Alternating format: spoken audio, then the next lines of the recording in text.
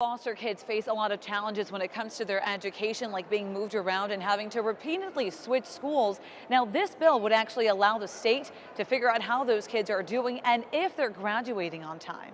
Demetrius Hutchins looks back on her years in school and recalls the tremendous effort it took to get where she is now. For me, and I'm sure for like a lot of other foster youth, their escape from that trauma was school. She spent her childhood moving through 9 foster homes and 5 different group homes. The only way that I was going to make sure that I didn't repeat any of the cycles of dysfunction and poverty and everything that I grew up with, that I needed to get my education. She said she had to do that all on her own without the support of parents, a situation many foster kids now face. We just need the state to step up, be the prudent parent that they are supposed to be to these children, and make sure that, if anything, they obtain their education. While Hutchins is now a PhD, she says she's an outlier among former foster kids. Right now, we have a foster child-sized crack in Indiana's education system. The more often that they change schools, the less likely they are to graduate.